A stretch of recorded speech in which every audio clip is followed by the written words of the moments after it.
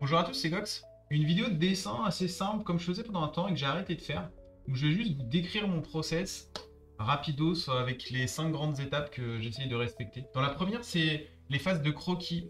L'objectif à ce moment-là, c'est d'essayer de trouver la bonne forme. En anglais, on dit la bonne shape. Donc c'est vraiment d'itérer sur son croquis jusqu'à temps qu'on arrive à avoir, là pour le coup, un personnage avec une forme et avec des volumes au début qui sont simples mais qui vont être compréhensibles. Et avec une silhouette parfois qui peut aider aussi pour bien faire comprendre notre personnage. Donc là, il faut itérer. Dans ce cas-là, j'ai pas mal itéré. J'avais une idée de base d'un espèce d'énorme personnage qui en tient un plus petit dans sa main.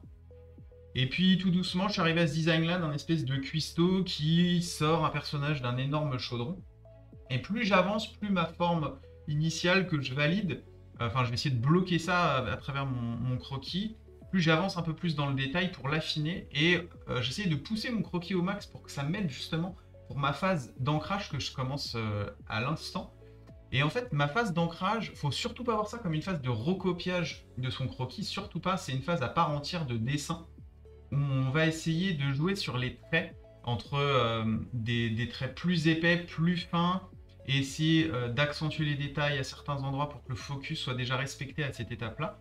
Et comme j'ai bien avancé sur mon croquis, et ben je vais assez vite parce que j'ai déjà une idée assez précise. Ensuite, la troisième étape, c'est une phase d'aplat où je vais essayer juste de trouver les bonnes valeurs, trouver les bonnes nuances. Souvent, j'alterne entre chaud et froid. Donc là, il y a le chaudron qui est plutôt chaud et le corps du personnage qui est plutôt froid avec ce vert. Et j'enchaîne aussi sur des rajouts de texture. Donc là, ça va être des petites taches de sang un peu dégueulasses. Souvent, je rajoute un peu de rouge sur le pif, les oreilles, parce que c'est souvent des zones où le sang va être plus visible sur la partie du corps. Et du coup, ça rajoute un petit peu de vie aux aplats de base que j'avais posés. Et ensuite, on commence sur la phase de mise en lumière. Donc souvent, je commence avec plutôt, on va dire, de l'occlusion ambiante. Donc en gros, la lumière générale de la scène, elle va générer des ombres assez discrètes, mais qui vont quand même. L'objectif de ça, c'est de mettre en volume le personnage. Quand on démarre ça, il faut qu'on ait une idée assez précise de d'où vient la lumière et de comment est orienté le ou les personnages dans la scène qu'on a en tête. Donc là, quand c'est sur un fond blanc, c'est pas forcément facile, mais il faut quand même y avoir pensé un peu en amont. Et souvent, je démarre avec un calque en mode produit qui est assez sombre et je vais rajouter de la lumière. Donc ensuite, la deuxième étape, une fois que j'ai travaillé sur l'occlusion ambiante, c'est la lumière directe. Donc là, j'avais imaginé que le chaudron était un peu magique et qu'il allait refléter de la lumière du coup sur le personnage et sur toute la scène qui l'entoure. Et donc du coup, ça devient ma source de lumière directe qui va du coup appliquer une lumière beaucoup plus forte, beaucoup plus... Là, du coup, j'ai essayé de faire une lumière un peu plus chaude sur le personnage, sur le petit nain là qui traîne dans le chaudron et sur l'espèce d'énorme orc.